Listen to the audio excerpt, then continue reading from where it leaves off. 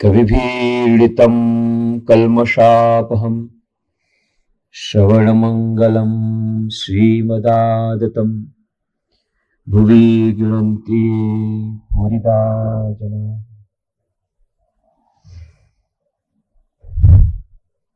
श्री रामकृष्ण कथामृत पर આપણે જે 39 ચર્ચાઓ કરી તેમાં આપણે જોયું કે કેવી રીતે શ્રી રામકૃષ્ણ કથામૃતના લેખક માસ્ટર મહાશય શ્રી મહેન્દ્રનાથ ગુપ્ત અચાનક આવી ચડે છે દક્ષિણેશ્વરમાં એ સુંદર બગીચા જોવા માટે અને ત્યાં દક્ષિણેશ્વરના કાલી મંદિરમાં શ્રી રામકૃષ્ણના ઓરડામાં આવી ચડે છે। જાણે લાગે છે જાણે સાક્ષાત સુખદેવજી વાતો કરી રહ્યા છે। નીકળ્યા હતા આત્મહત્યાના ઈરાદાથી, મનમાં ઘણું દુઃખ હતું, પણ ગુરુ મળી ગયા, નવું જીવન મળી ગયું। શ્રી રામકૃષ્ણ દેવ સાથે જે કઈ વાર્તાલાપો થતા એ પોતાની ડાયરીમાં લખે છે અને પછી સ્વામી વિવેકાનંદના આદેશથી શ્રી રામકૃષ્ણ કથામૃત ગ્રંથ રૂપે પ્રકટ થાય છે, પ્રકાશિત થાય છે। દેશ વિદેશની વિભિન્ન ભાષાઓમાં એનો અનુવાદ થાય છે, લાખો પ્રતો એની વેચાય છે।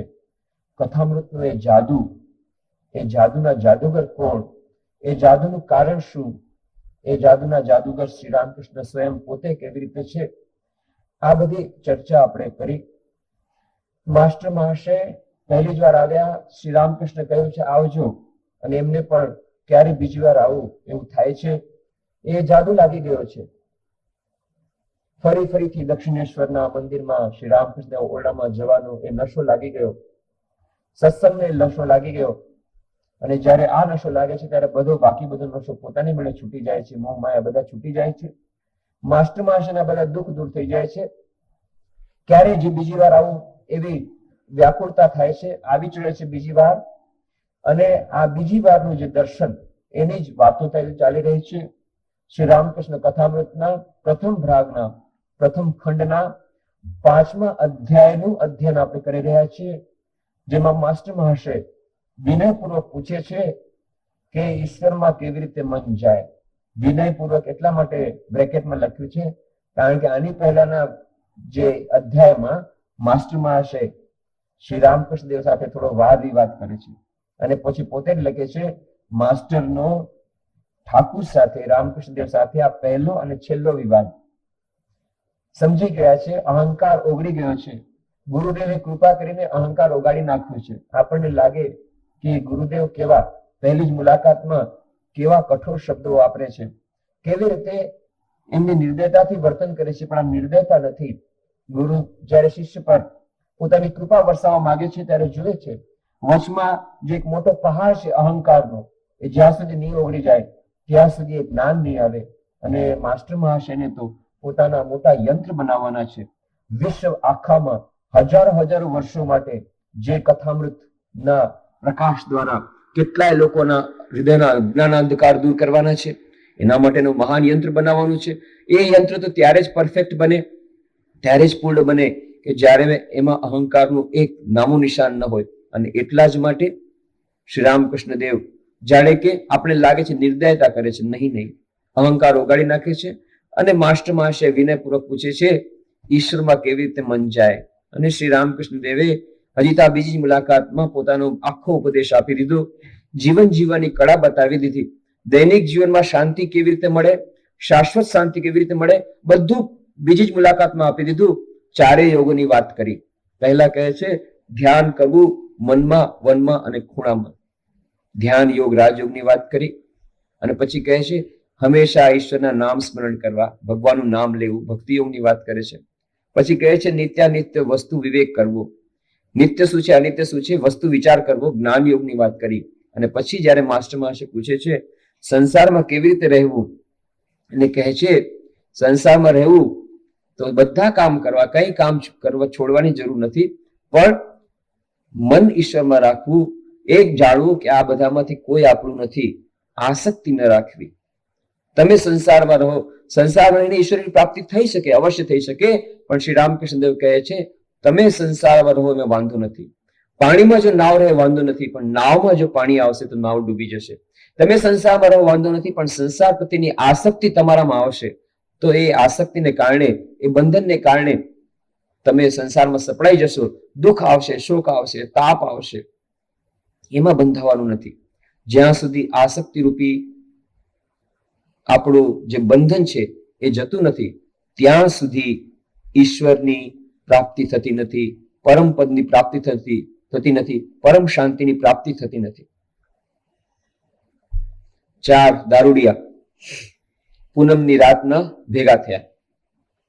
ચાલો આપણે પિકનિક કરવા જઈએ. પૂનમની રાત છે, નાવમાં બેઠા અને હલેસા મારવા લાગ્યા. નશામાં છે, દારૂના નશામાં ખૂબ હલેસા માર્યા. બાવળા થાકી ગયા એટલે બીજા કે ચાલો હવે હું બતાવું, હવે હું હલેસા મારું. બીજાએ હલેસા માર્યા. 4 વારાફરતી હલેસા મારે છે. બધા એના બાવળા દુખી ગયા.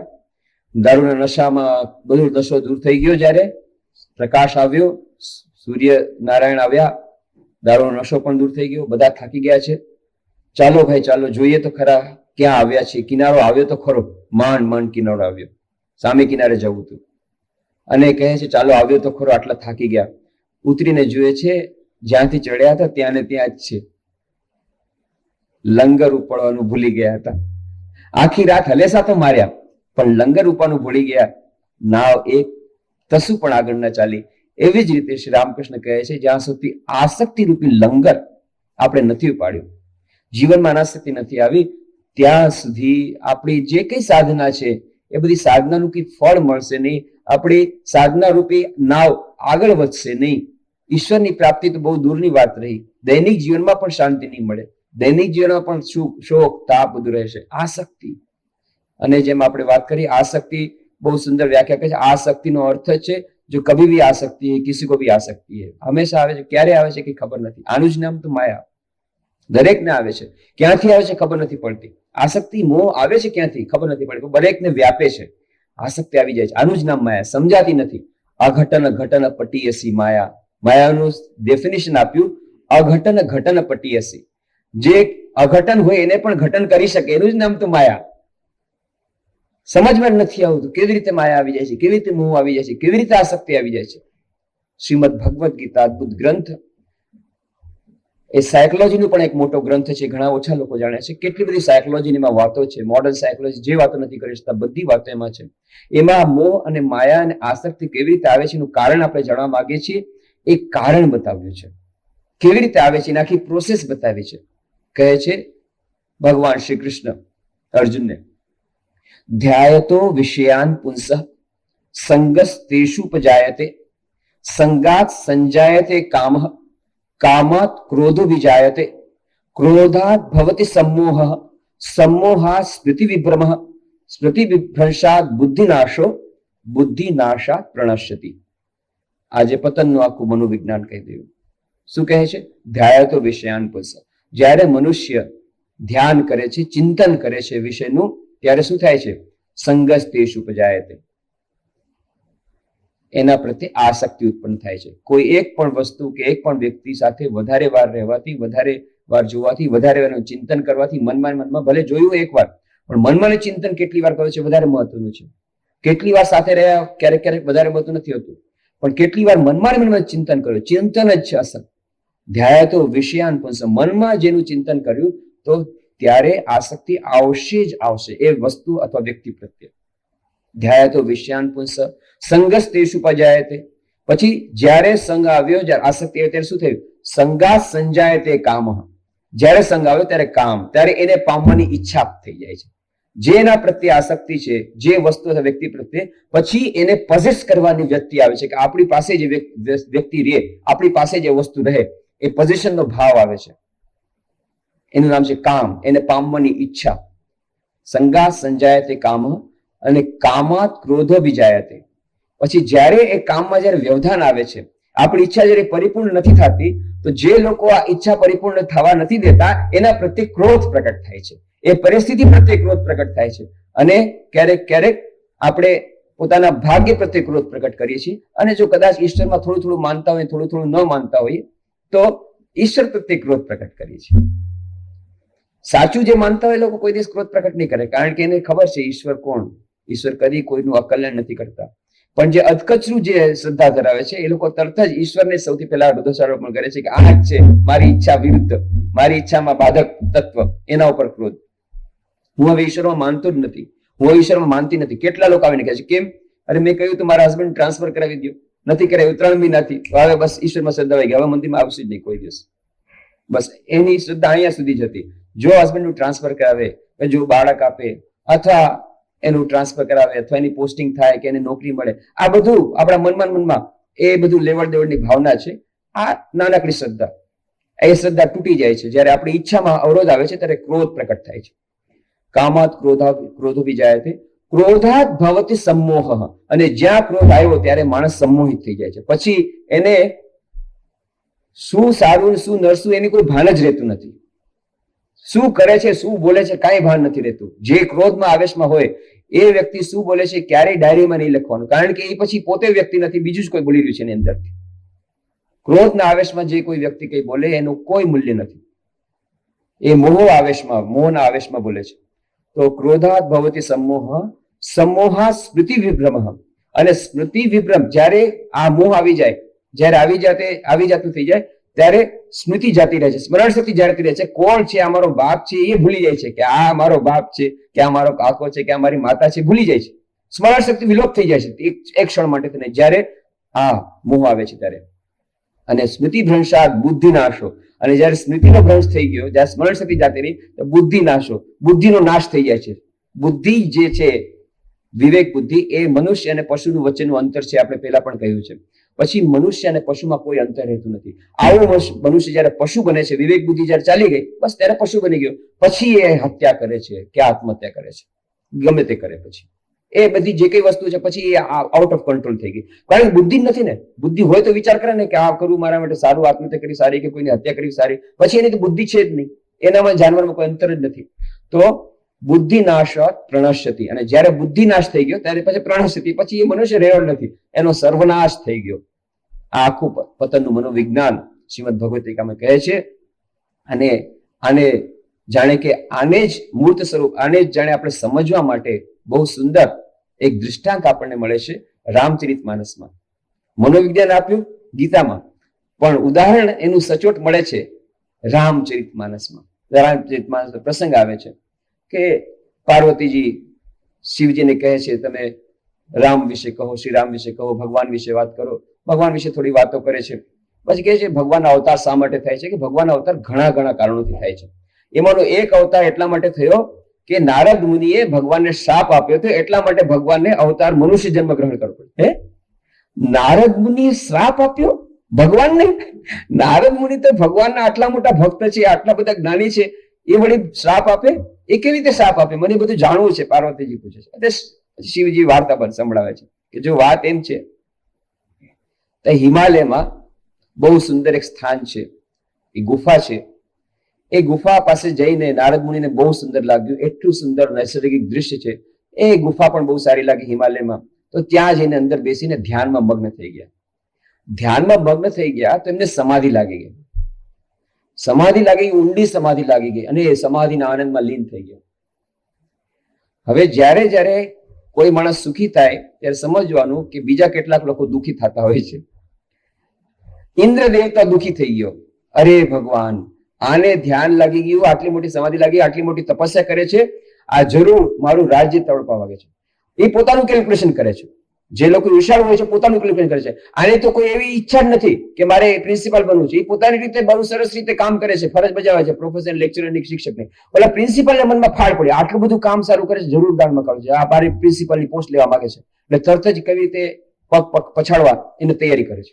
પણ આને મનમાં કાંઈ ન હોય.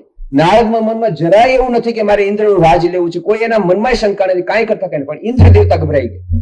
અરે ભગવાન, આટલી તપસ્યા કરે છે ને તપસ્યા જો ભંગ નહીં થાય તો મારું રાજ્ય ને આખું ઇન્દ્ર, મારું રાજ્ય એની પાસે ચાલ્યું જશે. હવે શું કરવું? તો કઈ નહીં કે તુક્કો લગાવું અને તપસ્યા ભંગ કરવી પડશે. બોલાવ્યા કામ દેવતાને, આખી સેના લઈને જાઓ અને આ નારદ મુનિનું તપ ભંગ કરી નાખો. બસ કામ દેવતા રતિની સાથે આખી ફોજ લઈને ગયા અને ખૂબ સુંદર સુંદર ત્યાં પુષ્પો, ઉદ્યાન બનાવી દીધા, નૃત્યાંગનાઓ આવી, બધા સંગીત અને જલસો અને કેટલી બધી જાતના પ્રલોભનના સાધનો, બધું કર્યું, કેટલી બધી તરકીબો કરી કામ દેવતાએ. નારદ મુનિ તો એ ધ્યાનમાં મગ્ન છે તો મગ્ન છે, ભગવાનના નશામાં આનંદમાં છે. એક પણ તરકીબ જયારે ન ફાવી ત્યારે કામ દેવતા ગભરાઈ ગયો કે આ નારદની આવી મોટા તપસ્વી છે, આ તો ઇન્દ્ર દેવતા કરતા વધારે મોટા તપસ્વી, ઇન્દ્ર દેવતા કરતા પાવર વધારે છે, આ જો મને શ્રાપ આપશે તો હું ક્યાંય નહીં રહું. એટલે તરત જ પગે પડ્યો, માફ કરજો, હું તમને પ્રલોભન દેવા બેઠો, મને ખબર નહીં તમે આટલા મોટા તપસ્વી છે, મને માફ કરજો, મને માફ કરી દો. નારદ મુનિ કે ઓહો, તમે આના માટે આવ્યા હતા? અરે મને તો એનાથી કાંઈ લાગે વળી નહીં, જાઓ, નિશ્ચિંત થાઓ, તમને માફ કર્યા. અને નારદ મુનિ એમને બહુ મોટી ઉદારતા પૂર્વક એને માફ કરી દીધા. કામદેવતાને જાઓ, પ્રસ્થાન કરો. કામદેવતા પ્રસ્થાન થઈ ગયા. હવે નારદ મુનિના મનમાં અહંકાર આવ્યો. આ જો ક્યાંથી આવે છે માયા, અહંકાર આવ્યો. જોયું હું કેટલો મહાન તપસ્વી, આટલો મોટો કામદેવતા આવ્યો, આટલી મોટી ફોડ લઈને, પણ મને ડગાવી ન શક્યો. કેવું મારું મન, કેટલો મહાન તપસ્વી. અહંકાર આવ્યો. પછી વિચાર આવ્યો, મારા જેવો તપસ્વી દુનિયામાં કોઈ નથી.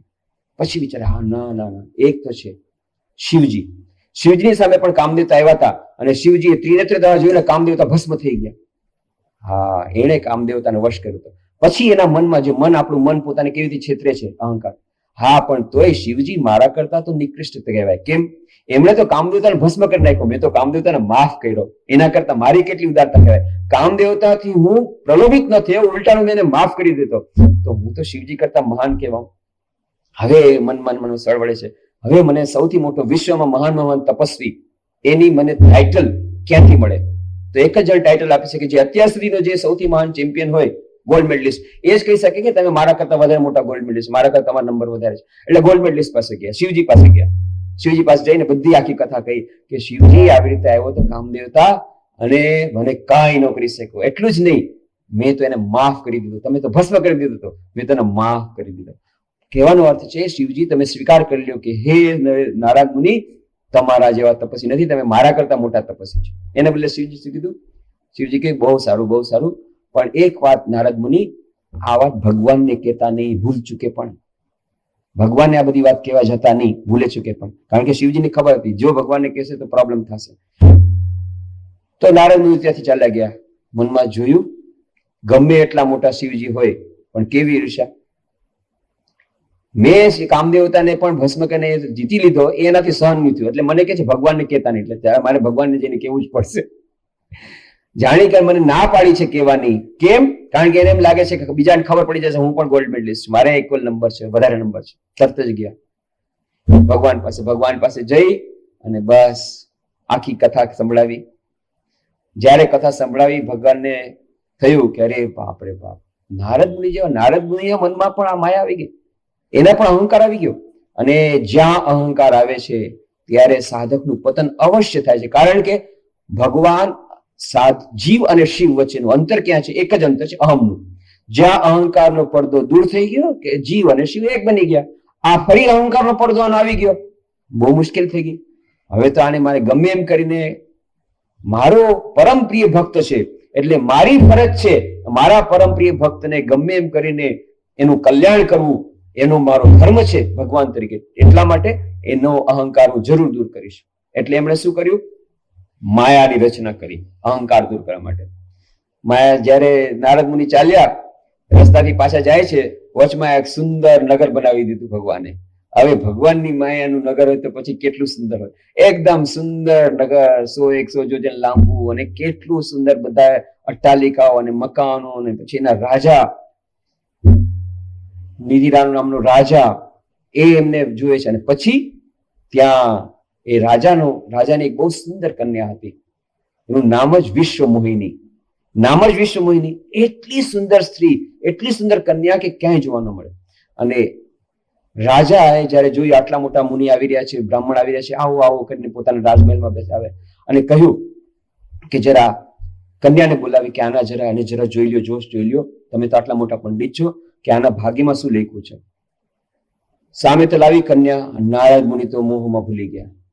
વિશ્વ મહિને જોઈ અને મોહમાં પડી ગયા. પહેલી જ નજરમાં જોયું તો જોતા જ રહી ગયા. બસ જુએ છે. રાજા કે છે કહો તો ખરા આનું શું ભાગ્ય છે. ગમે તેમ કરીને ભાગ્ય જોયું, થોડું જોયું, અરે હવે મોહમાં હતા એટલે ઉલટું પલટું ભાગ્ય જોયું. એમાં લખેલું શું હતું કે કોને પરણશે, કે જે ત્રિકોણ આખા ત્રણેય લોકોનો સ્વામી હશે અને જે હંમેશા માટે અમર હશે, જેનો જન્મ નથી, જેનું મૃત્યુ નથી, એવાની સાથે આ પરણશે. આવું લખેલું હતું. એમણે શું જોયું કે આ જેની સાથે પરણશે એ એનો જે પતિ છે એ અમર થઈ જશે અને ત્રણેય લોકનો રાજા થઈ જશે. વાહ રે વાહ, બસ હવે મનમાં ભૂત બેઠો, હવે હું જ આની સાથે પરણી લઉં તો. પણ રાજાએ પૂછ્યું કેવું છે, કેવું? બહુ બહુ સારું છે, બહુ સારું છે. કે કીધું નહીં, કારણ કે તો પાછો રાજાને ખબર પડી જાય. રાજાને કે બહુ સારું છે, બહુ સારું છે. નીકળ્યા. હવે આને સ્વયંવર કર્યો છે, ગોઠવો છે. હવે દિવસ રાત જપતા બધું છૂટી ગયું. કેવી રીતે આ મળે, કેવી રીતે વિષ્ણુ મળે, કેવી રીતે વિષ્ણુ મળે? દિવસ રાત આ ચિંતા કરતા કરતા લાગ્યું આ વખતે મને કોણ હવે મદદ કરે, મને હવે તો એ વિષ્ણુ, હું તો રાજા નથી, વિષ્ણુ કેવી રીતે મને પરણશે? સ્વયંવર થવાનું છે, કેટલા મોટા મોટા રાજા આવશે, શું કરવું? વિચાર આવ્યો, આટલા સંકટના સમયમાં બીજું મારું કોણ છે? ભગવાન સિવાય તો મારું હિતેશી કોઈ નથી.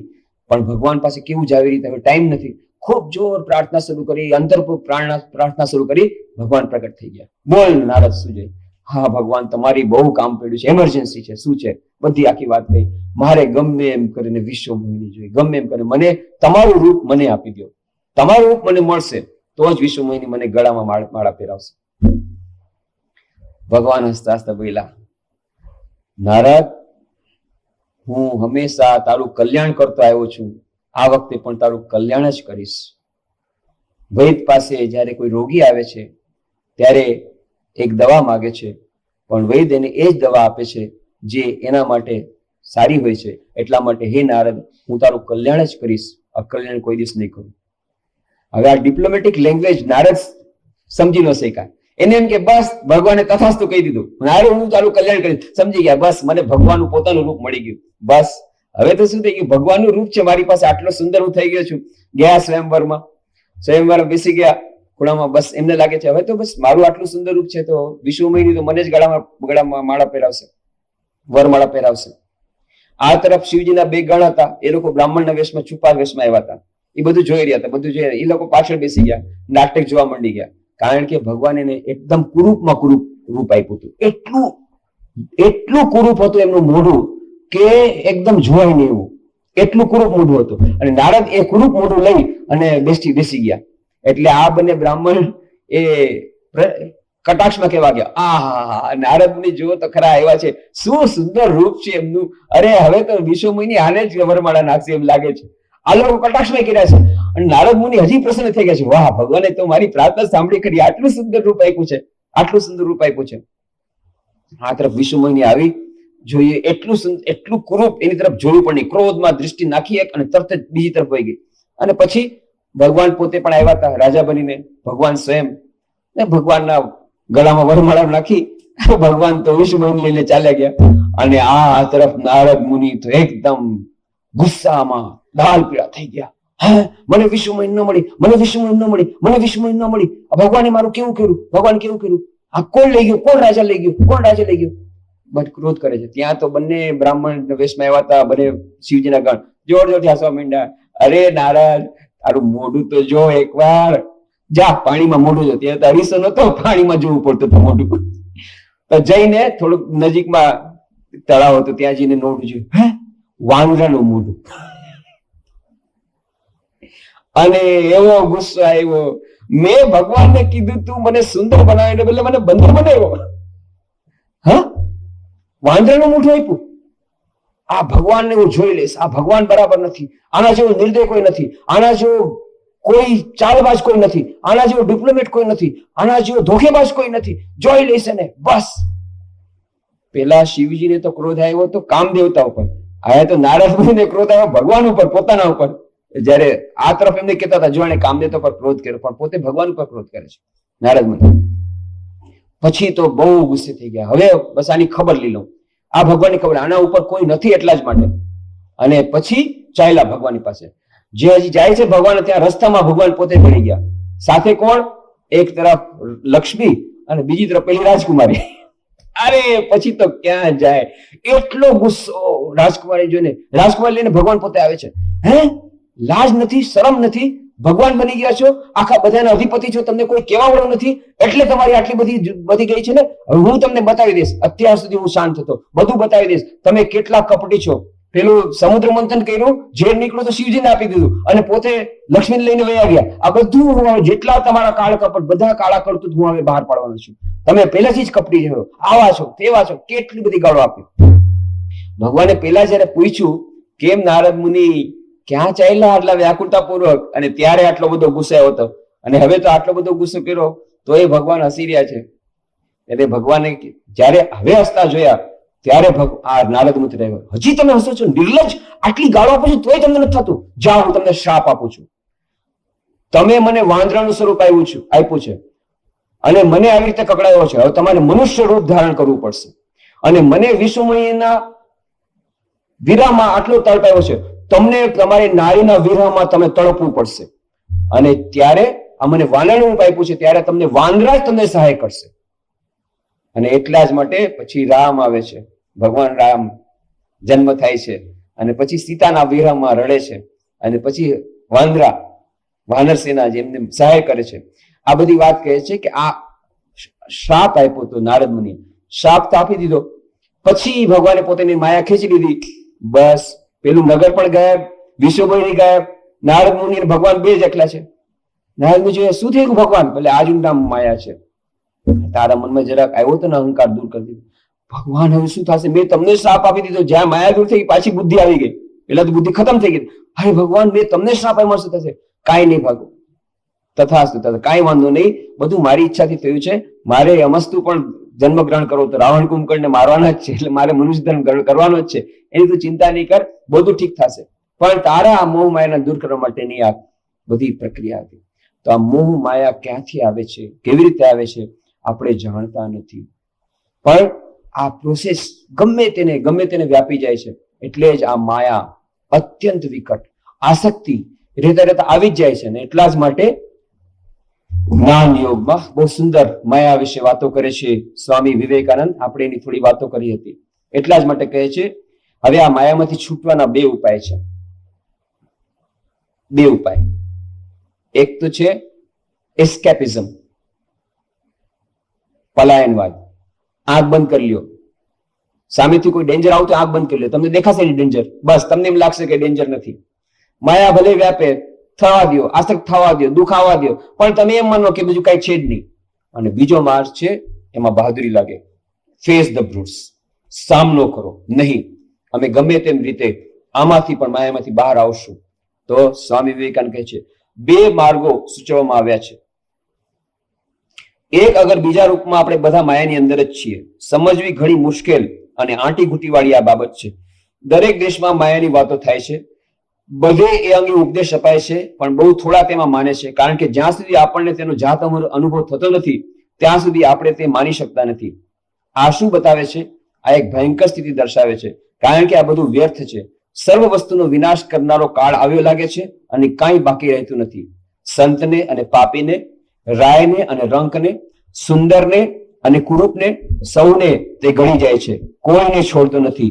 બધું જ જાણે કે એક જ લક્ષ્ય વિનાશ તરફ ધસતું જાય છે. આપણું જ્ઞાન, આપણી કલા, આપણા વિજ્ઞાન બધા તે તરફ ધસી જાય છે. તેના જુવાળને કોઈ ખાળી શકતું નથી, એક પળ માટે પણ તેને કોઈ થોભાવી શકતું નથી. જે મરકીના રોગથી ઘેરાયેલા શહેરના લોકો તે દુઃખને ભૂલવા માટે દારૂ પીએ, ગાય, નાચે અને બીજા વ્યર્થ પ્રયાસો કરીને લાગણીને મુઠ્ઠી બનાવે છે, તેમ આપણે પણ ભૂલવા પ્રયાસ કરીએ છીએ. દરેક પ્રકારના વિષયોને ભોગવીને એક જાતની વિસ્મૃતિ ઉત્પન્ન કરવા માંગે છે. આનું નામ માયા. એન્ડ ધીસ ઇઝ માયા. આનું નામ માયા, આનું નામ માયા. કેટલા વારંવાર શ્રી સ્વામી વિવેકાનંદ કહે છે આનું નામ માયા. પાછલી વખતે ઉદાહરણ આપ્યું, માતા બાળકનો ઉછેર કરે છે અને પછી બાળક મોટો, કેટલો બધો લાડ પ્રેમ આવે છે, બાળક મોટો થઈને લાત મારે છે તો એ માતા એને વળગીને રહે છે. આનું નામ માયા. અને આટલું બધું મૃત્યુ આવે છે, દિવસ રાત આપણે મૃત્યુ જોઈએ તો આપણે માને છે આપણે કોઈ દિવસ મરણ નથી. આનું નામ માયા. આ માયા માયા કરતા કરતા કહે છે આનું નામ માયા.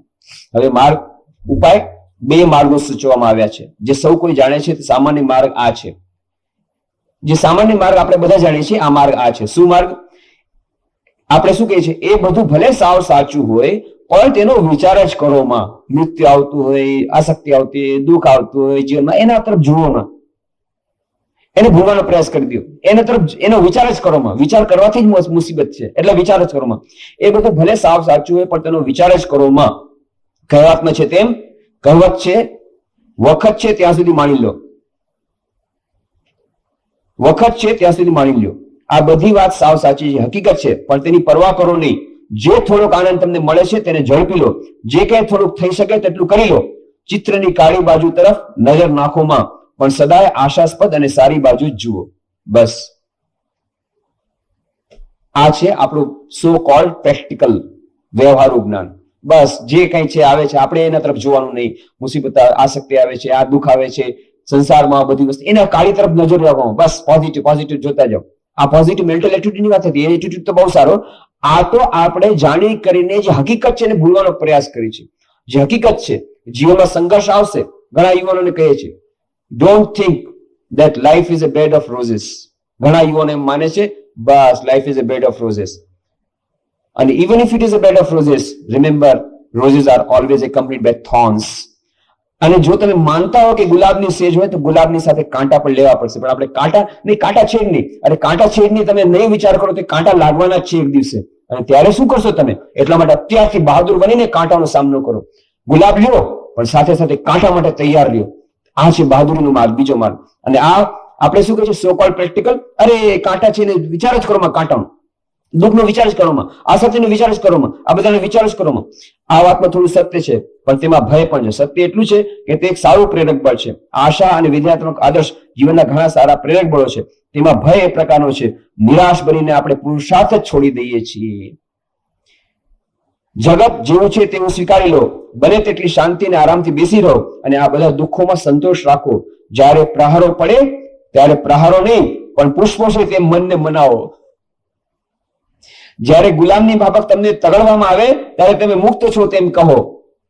દિવસ અને રાત બીજાને તેમજ તમારા પોતાના આત્માને જૂઠું સમજાવો, કારણ સુખેથી જીવવાનો આ એક માત્ર માર્ગ છે. એમ આપણે પોતાને સમજાવીએ છીએ. જેઓ આવો ઉપદેશ આપે છે તેમની અવસ્થા આવી છે. મોટા ભાગના લોકો આજે સંસારમાં આપણને આવો જ ઉપદેશ આપશે. અરે ભાઈ આ બધી વાતો જવા દો, અધ્યાત્મિક માર્ગ અત્યારે શું કરો છો? અરે જ્યાં સુધી છે સુખ માળી લો ને. ઋણમ કૃતા ઘૃતમ પિબેત ભસ્મીભૂતસ્ય દેહસ્ય કુતમ પુનરાગમન. અરે ભાઈ ચારવાકની ફિલોસોફી છે. જ્યાં સુધી છે જીવન માણી લ્યો. અરે પૈસા નથી તો કાંઈ નહીં, ઉધાર લઈ લ્યો. ઉધાર લઈને પણ ઘી ખાઈને મજા કરી લ્યો, અને પૈસા ચૂકતે કરવાની કોઈ ચિંતા કરો માં. અરે મહિના પછી કોનો પુનરાગમન છે કે નહીં કોણ જાણે છે. મોજ મજા કરી લ્યો. Enjoy life. Eat, drink and be merry. Eat, drink and marry. And then die. એ નથી ગમતું તો આવશે એનું વિચાર જ કરો માં, એનો વિચાર જ કરો માં. અરે પણ તમે કહો છો ઋણમ કૃતા ઘૃતમ પિબેત, પણ પછી ઉધાર તો લઈ લીધું. પછી જેની પાસે ઉધાર લીધું લોન ભરપાઈ કરવા માટે જેને મકાન ગીરવી મુકાવશે અને પછી કુડકલી ના આવશે, ઈ આવા દે પછી આવા દે. અત્યારે એનો વિચાર કરો માં. વિચાર કરશો તો દુઃખ થશે ને. વિચાર જ કરો માં. પણ વિચાર નહીં કરો, એક દિવસે આવશે બંદૂક લઈને, ગુંડાઓને લઈને, લાખો રૂપિયા લઈને કાગળધીના તબો કર્યા પછી. તો ઋણમ પિતા ઘૃતમ પીબેત. આ વ્યવહારિક સો કોલ્ડ વ્યવહારિક માર્ગમાં પાછળથી દુઃખ જ દુઃખ આવે છે. કહે છે સ્વામીજી આવો જે વ્યવહારુ માર્ગ જેને સો કોલ્ડ વ્યવહારુ છે, આવો ઉપદેશ આવે તેવી અવસ્થા આવે છે. આ વ્યવહારુ જ્ઞાન કહેવાય છે આજકાલના જમાનામાં. આને કહે છે પ્રેક્ટિકલ ના. બી પ્રેક્ટિકલ. બી પ્રેક્ટિકલ એટલે આ બધો જે એનો વિચાર કરોમાં. આ જ્યારે જ્યાં સુધી છે ભોગવી લ્યો, પછી જોઈ જશે. હમણાં વિચાર કરોમાં. તો સ્વામી વિવેકાનંદ કહે છે આપણે આજના જમાનામાં આ બહુ જોરદાર રીતે રજૂ કરવામાં આવે છે, પણ કાયમની પેઠે તે પ્રયાસ આજે પણ નિષ્ફળ નીવડવાનો છે. સડેલા મુર્દાને ગુલાબના પુષ્પોથી આપણે ઢાંકી શકીએ એ અશક્ય છે. લાંબુ વખત તે ન ચાલે, કારણ કે ગુલાબના પુષ્પો તરત જ કરમાઈ જશે અને મુર્દું પહેલા કરતા વધુ ગંધાવા લાગશે. આપણા જીવનનું પણ આવું જ છે. આપણા જૂના અને સડતા ઘાને આપણે સોનેરી કિનખાબથી ભલે ઢાંકીએ, પણ એક દિવસ એવો આવે છે કે જ્યારે કિનખાબને ખેંચી લેવામાં આવે છે અને ઘાની ગંધાતી અવસ્થા ખુલ્લી પડી જાય છે. આના માટે તૈયાર રહેવું પડશે. એટલા માટે બીજો માર્ગ છે અત્યારથી બહાદુર બનો અને જે પરિસ્થિતિનો સ્વીકાર કરો. આ સત્ય છે, જીવનના સત્ય છે. સિદ્ધાર્થ રાજકુમારે બહાદુર બનીને સ્વીકાર કર્યો. હા, કેટલું એને કહેવામાં આવ્યું જોવાનું જ નહીં. કોઈ દિવસ મળતું જુઓ તો તમને ખબર પડે ને કે મૃત્યુ થવાનું છે. મળતું કોઈ દિવસ જોવાનું નહીં. કોઈ દિવસ રોગીને જોવાનું નહીં. રોગીને જુઓ તો તમને ખબર પડે હું પણ કોઈ દિવસ રોગી થઈશ કે રોગ નામની વસ્તુ છે. રોગીને જોવાનું નહીં. કોઈ દિવસ વૃદ્ધને જોવાનું નહીં. જો વૃદ્ધને જુઓ તો તમને ખબર પડે કે વૃદ્ધાવસ્થા નામની વસ્તુ છે. આખી જિંદગી સુધી, આખી યુવાવસ્થા સુધી એના પિતાએ, કારણ કે એને કહેવામાં આવ્યું કામ મહાન રાજા બનશે, ચક્રવર્તી રાજા, અને કામ મહાન સન્યાસી બનશે. મારે એને સન્યાસી નથી બનાવો. એટલા માટે રાજા શુદ્ધોધને બધા ઉપાય કર્યા. એક જ વાર બસ રથમાં બેસીને જાય છે, પરિક્રમા કરે છે, ને બસ એક જ વાર 3 દૃશ્યો જોઈએ છે, જીવન બદલાઈ જાય છે. કેમ? એનામાં બુદ્ધિ હતી. અને આપણામાં બુદ્ધિ છે, પણ એ બુદ્ધિ નથી જેને વિવેક બુદ્ધિ કહેવાય છે. એટલા માટે આપણે અવારનવાર જોઈએ છીએ, દરરોજ જોઈએ છે. કેટલા દરરોજ આપણે વૃદ્ધો જોઈએ છે. આપણા ઘરમાં જ વૃદ્ધો છે. કેટલા એના ઘરમાં તો ઘરમાં જ વૃદ્ધો છે. વૃદ્ધાવસ્થા પણ આપણે જાણીએ છીએ. અને આપણા દરેકના જીવનમાં સ્મશાન ઘાટની તપાસ થાય જ છે. અને આપણા ઘરમાં કે આજુબાજુના સગાવાલામાં કોઈને કોઈ તો મરે જ છે. દરરોજ કેટલા બધા મરે છે. પેપરમાં આપણે વાંચીએ છીએ કેટલા મરે છે. એ પણ થાય છે. તેમ છતાં મૃત્યુ નામની વસ્તુ છે, એના ઉપર વિશ્વાસ નથી આવતો. આપણે કોઈક દિવસ મરશું એ વાતનો વિચાર કરવા માટે આપણે બહાદુર નથી હજી સુધી. નહીં, એનો વિચાર નહીં કરવાનો. એ ભલે ભલે, પણ સિદ્ધાર્થ બહાદુર હતો, એટલા માટે ભગવાન બુદ્ધ બની ગયા. કેમ? વિચાર કર્યો, અચ્છા, વૃદ્ધાવસ્થા, રોગ, વૃદ્ધાવસ્થા, મૃત્યુ, આ જીવનનું સત્ય છે. એને તમે ઢાંકી લ્યો મરદાને, કેટલી વાર સુધી તમે ઢાંકશો? એ સત્ય બહાર આવશે અને વધારે ગંધાશે. એના કરતા અત્યારે એનો સામનો કરો. આ છે રસ્તો, બીજો રસ્તો. તો સ્વામી વિવેકાનંદ કહે છે એટલા માટે માયા છે, આસક્તિ છે, આ બંધન છે, આ દુઃખ છે, આ બધાનો સ્વીકાર કરવાનો. અને સ્વીકાર કરીને વિચાર કરો. વિચાર કરીને પહેલા તો મને દુઃખ લાગશે, પહેલા તો ભય લાગશે. નહીં, ભય નથી પામવાનો. તો પછી હવે છૂટવાનો માર્ગ શું છે? ચાલો, સ્વીકાર કરી લીધો, વિચાર પણ કરી લીધો, ખબર પણ પડી ગઈ કે આ અત્યંત વિકટ માર્ગ છે. છૂટવાનો માર્ગ છે. સ્વામી વિવેકાનંદ બહુ સુંદર વાત કરે છે. તો પછી શું કોઈ આશા જ નથી? આપણે બધા માયાના ગુલામ છીએ, માયામાં જન્મ્યા છીએ અને માયામાં જીવીએ છીએ. એ ભલે સત્ય હોય, પણ તો શું કોઈ માર્ગ જ નથી? કોઈ આશા જ નથી? યુગોથી એ તો જાણીતું છે કે આપણે બધા દુઃખી છીએ. આ દુનિયા એક કેદખાનું છે, અને આપણું કહેવાતું સુંદર શરીર પણ એક કેદખાનું છે. અને આપણી બુદ્ધિ, આપણું મન, બધા જ કેદખાના છે. પોતે ગમે તેમ કહે તો પણ કોઈ એવો માણસ નથી પાક્યો, એવો કોઈ આત્મા નથી થયો કે જેણે કોઈને કોઈ વખતે આ અનુભવ્યું ન હોય. આખી દુનિયામાં એક પણ વ્યક્તિ એવી નથી કે કોઈને કોઈ સમયે એના મનમાં આ પ્રશ્ન નથી જાગ્યો, એને આ કેદખાનું નથી લાગ્યું, એને આ દુઃખ નથી વ્યાપ્યું, એને આ માયા નથી વ્યાપી, એને આસક્તિ નથી આવી, જીવનમાં નિર્બળતા નથી આવી. એવી કોઈ વ્યક્તિ નથી સંસારમાં. વૃદ્ધ માણસોને વિશેષ લાગે છે, કારણ કે તેમની પાસે આખા જીવનના અનુભવનું ભંડોળ છે. કારણ કે તેઓ પ્રકૃતિના જૂઠાણાથી સહેલાઈથી છેતરાઈ જતા નથી. તો પછી શું કોઈ માર્ગ જ નથી? આ બધું જ હોવા છતાં, આ ભયંકર હકીકત આપણી સામે હોવા છતાં, આપણા શોક અને દુઃખની વચ્ચે જેમાં જીવન અને મૃત્યુ એકરૂપ છે, એવા આ સંસારમાં પણ એક શાંત ધીમો અવાજ બધા યુગોમાં, દરેક દેશમાં, પ્રત્યેક હૃદયમાં ગુંજી રહ્યો છે. શું છે એ અવાજ? શ્રી કૃષ્ણ ભગવાનનો અવાજ, જીસસ ક્રાઇસ્ટનો અવાજ. શ્રી કૃષ્ણ ભગવાન શું કહે છે ગીતામાં? દૈવી યેષા ગુણમયી મમ માયા દુરતયા મામેવ યે પ્રપદ્યન્તે માયા મેતામ તરંતિ તે. દૈવી યેષા ગુણમયી. હે અર્જુન, મારી આ જે માયા છે, આ દૈવી માયા છે, એ ત્રિગુણમયી માયા છે. એ કેવી છે? મમ માયા દુરતયા, તરવામાં બહુ જ કઠિન છે. નારદ મુનિ જેવા નારદ મુનિ, પાછલે વખતે પણ નારદ મુનિ એક વાર્તા કરી હતી, આ વખતે કરી. નારદ મુનિ થી વધારે કોણ મહાન? કેવા મહાન તપસ્વી, અહર્નિશ જે ભગવાન નામ લે છે. તો પછી બાકી બધા તો શું વિસાતમાં છે? મહાન સાધકો, શું વિસાત, મહાન સંતો હોય કે સાધકો હોય, તપસ્વી હોય અને સંસારી હોય, બધા એને માયા વ્યાપે છે. તો કહે છે મમ માયા દુરત્યા. તો ઉપાય શું છે? મામેવ યે પ્રપદ્યન્તે માયા મેતામ તરંતિ તે. જે લોકો મારે શરણે આવે છે એને હું તારી દઉં છું. માયાધીશના શરણે જવાથી માયા તરી શકાય છે, બીજો કોઈ ઉપાય નથી. ગમે ક્યારે માયા આવી જશે, ક્યારે આસક્તિ આવી જશે, ક્યારે દુઃખ આવી જશે, ક્યારે સંકટ આવી જશે, કઈ કહેવાય નહીં. એટલા માટે બહુ સુંદર ઉપાય બતાવ્યો. શ્રી ભગવાન પોતે જ કહે છે માયા મેતામ તરંતિ તે. એ માયાને તરી જાય કોણ? જે મારે શરણે આવે છે. જીસસ ક્રાઇસ્ટ શું કહે છે? કમ all ye who are heavy laden and I shall give you peace. જે લોકો તમે બહુ ભારથી દબાયેલા છો, મારી પાસે આવો, હું તમને વિશ્રામ આપીશ.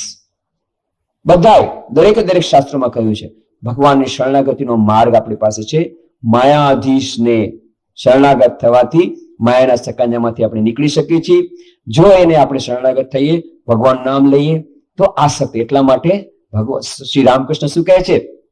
સંસારના બધા કામ કરો, મોટા ઘરની કામવાળીની જેમ રહો, બધાએ કામ કરો, બધાને પ્રેમ કરો, પણ મનમાં જાણજો મારો હરી આ મારો હરી આ સાચો હરી નથી. મારો સાચો હરી તો ત્યાં ઝૂંપડામાં બેસીને રડતો હશે. ભૂલતા નહીં, ઈશ્વર આપણું એકલું છે. આપણે ઈશ્વર પાસે જવાનું છે. છેલ્લે ત્યાંથી જ આપણે આવ્યા છીએ આનંદધામમાંથી. આનંદધામમાં જ પાછું જવાનું છે. આ તો 2 દિવસની યાત્રા છે. આ વિશ્રામ સ્થળ છે. We are travellers. આપણે વટે માર્ગું છીએ. રૈન બસેરા દુનિયા રૈન બસેરા બાબા દુનિયા રૈન બસેરા. બહુ સુંદર ભજન છે. દુનિયા રૈન બસેરા. આ રૈન બસેરા હિન્દુ હોટલ, અમારે મધ્યપ્રદેશમાં એક હોટલ હતી, રૈન બસેરા હિન્દુ હોટલ, એવું નામ જ. રૈન બસેરા હોટલ છે. એક દિવસ રાતનો રહેવાસો. આ રાતના રહેવાસા થોડાક સમય માટે આપણે આવી છે. ઇટરનલ લાઈફ નું આપણે જયારે વાત કરીએ તેમાં એક દિવસ, જેમ આ 100 વર્ષ કઈ નથી, જેમ આપણા જીવનમાં એક રાત કાયમ નથી, એમ કાયમનું જીવન જોઈએ તો 100 વર્ષ કાંઈ નહીં. 100 વર્ષ માટે આપણે આવ્યા છીએ પૃથ્વીલોક પર. લીલા કરીને ચાલ્યા જશું. જવું છે ભગવાન પાસે. ભગવાનને ભૂલતા નહીં. એટલે શ્રી રામકૃષ્ણ કહે છે, એક હાથે ભગવાનને પકડી રાખો, બીજે હાથેથી ભગવાનનું કામ કરો.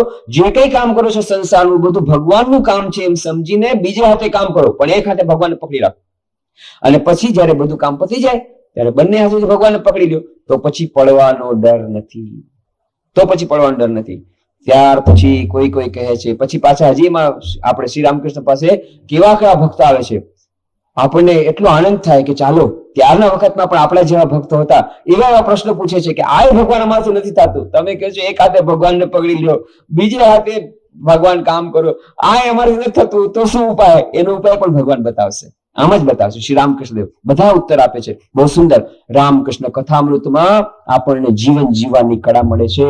દૈનિક જીવનમાં શાંતિ કેવી રીતે મળે, પરમ શાંતિનો માર્ગ કેવી રીતે ઉત્પન્ન થાય, કેવી રીતે દુઃખમાંથી આપણે સંકટમાંથી નિવારો લાવી શકીએ, પરમાનન્ટ સોલ્યુશન લાવી શકીએ. પેચવર્કની મળદાને ગુલાબથી ઢાંકવાની નહીં, પણ હંમેશા માટે થઈને મળદું દૂર કેવી રીતે થાય અને સુગંધ આવે, આપણા જીવનમાં સુવાસ પ્રસરે, એની બધી કળા આપણને કથામૃતમાં શ્રી રામકૃષ્ણ શીખવાડશે. બાકીની ચર્ચા આવતા રવિવારે ફરીથી 6:15 વાગે કરવાનો પ્રયત્ન કરીશું. થોડીક સૂચનાઓ દેવાની છે. જેમ આપ સૌ જાણો છો કે બુધવારે ગુરુ પૂર્ણિમા છે.